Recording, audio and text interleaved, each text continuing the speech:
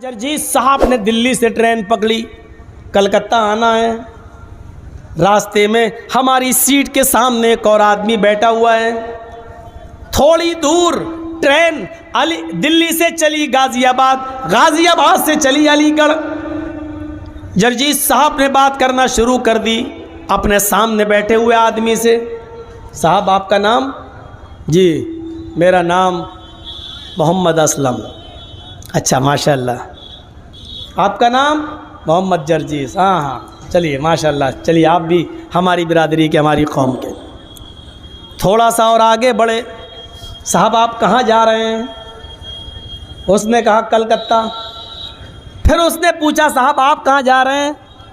मैं भी कलकत्ता। चलिए माशाल्लाह, तो सफ़र बहुत अच्छा। देखिए चंद घंटों में मामला कितना आगे बढ़ता जा रहा है।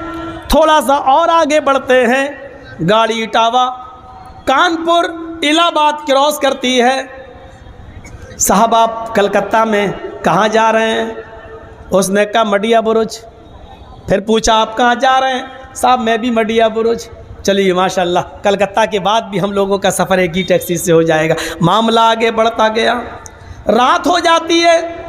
कभी चाय बेचने वाला आता है, मैं उसको पिला रहा हूँ, वो मुझे पिला रहा है। किसी स्टेशन पर गाड़ी रुकती है, वो पानी भरने उतर रहा है तो उसके सामान की देखरेख मैं कर रहा हूँ। मैं उतरता हूँ तो मेरे सामान की देखरेख वो कर रहा है, क्योंकि अब सफ़र में एक दूसरे के माल का मुहाफिज हो गया है। एक दूसरे से जान पहचान हो गई है। वो हमारे माल की हिफाजत कर रहा है, मैं उसके माल की देखरेख कर रहा हूँ। रात में दोनों सो रहे हैं। मेरी आँख खुलती है, अपना सामान चेक करता हूँ, ठीक है। अपने सामान के बाद उसका भी देख लेता हूँ, मेरे भाई के सामान को किसी ने लिया तो नहीं है। उसकी आँख खुलती है, वो अपने सामान को देखकर मेरे सामान को भी देखता है कि ठीक है। सुबह हो जाती है, स्टेशन आ जाती है। मेरे भाइयों 24 घंटे के सफ़र में जब तुम एक दूसरे की जान और माल के मुहाफिज हो जाते हो, यही तो कुरान कह रहा है इन्नमल मुमिनून इख्वा। जब ईमान ला चुके हो और मोमिन हो चुके हो, जब 24 घंटे के सफ़र में एक दूसरे के जान और माल के मुहाफिज बन जाते हो, तो इस्लाम लाने के बाद पूरी ज़िंदगी तुम एक मुसलमान के लिए दूसरे मुसलमान की जान और माल की हिफाजत जिम्मेदारी एक दूसरे पर आयद हो गई है। न मेरे माल पर तुम कब्जा करो, न तुम्हारे माल पर हम, न मेरी जान को तुम लो, न तुम्हारी जान के प्यासे हम। मेरे माल की हिफाजत तुम करो, तुम्हारे माल की हम। जब चंद घंटों के सफर में एक दूसरे का मुहाफिज होता है, तो इस्लाम ये कहता है कि जब तक तुम जिंदा रहो, एक मुसलमान दूसरे मुसलमान के जान और माल का मुहाफिज रहना चाहिए। अल्लाह के नबी सल्लल्लाहु अलैहि वसल्लम इस चीज़ को थोड़ा सा और आगे बढ़ाते हैं। नबी अकरम सल्लल्लाहु अलैहि वसल्लम इस चीज़ को थोड़ा सा और आगे बढ़ाते हैं और मुसलमान की तारीफ़ करते हुए एक मुसलमान को उसकी असलियत बताते हैं कि तुम मुसलमान हो। हाँ मुसलमान हैं। तो मुसलमान होने के बाद तुम्हारे ऊपर मुसलमान कहलाने का हक तुम्हें उस वक्त होगा जब तुम मुसलमान की इस तारीफ़ के अंदर पूरा उतरोगे। क्या है तारीफ़? मुस्लिम शरीफ के अल्फाज हैं, बुखारी में भी ये रिवायत मौजूद है। अल्लाह के नबी फरमाते हैं अल मुस्लिमु मन सलिमल मुस्लिमून मिन लिसानिही व यदिही। मुसलमान तो वो है जिसकी ज़बान से और जिसके हाथ से दूसरे मुसलमान महफूज रहे। अल मुस्लिमु मन सलिमल मुस्लिमून मिन लिसानिही व यदिही। मुसलमान तो वो है जिसके ज़बान से और जिसके हाथ से दूसरे मुसलमानों को तकलीफ़ न पहुँचे। ज़बान से भी न पहुँचे और हाथ से भी न पहुँचे, इसलिए ज़बान को सही इस्तेमाल करो। देखा नहीं, ज़बान का ज़ख़म बड़ा गहरा होता है। लगा इन सबको मोटरसाइकिल मिली है, भीख में देखो कैसे भाग रहे हैं। ये सब सुनने नहीं आते हैं, मौलाना जर्जीस को देखने आते। कौन है जर्जीस जो जी हिंदुस्तान पे आ रहा है, मीडिया पे आ रहा है? कौन है जिसको मीडिया बार बार कह रही है ममता का मौलाना? ये सब ये देखने आते। देख लिया, हो गए जन्नती, जाओ। अब इनको जहन्नम में कोई डाल ही नहीं सकता है। मौलाना जर्जीस को देख लिया है, हो गए जन्नतुल फिरदौस में। अरे पेशाब लगता है तो इतना, अगर अब बताओ मैं बैठा हूँ, अगर मुझे लगने लगे तो क्या करूँ? बोलूँ भाई बैठिए मैं अभी आ रहा हूँ? अरे जब मैं रोक सकता हूँ तो आप लोग इतना नहीं रोक सकते? थोड़ा मामला है, 1.5-2 घंटा तो बोलता ही हूँ, फिर इतना सुनने के बाद भी देखो वो साहब उठ रहे हैं। देखिए, ये देखिए, इतना सुनने के बाद भी। और आपकी भी गलती नहीं है इसमें। मगरिब के बाद से जब प्रोग्राम शुरू होगा तो कितनी देर कोई आदमी बैठेगा, मैं भी इस बात को समझता हूँ। कितनी देर बैठेगा? यकीन मानिए पूरी रात सोया नहीं।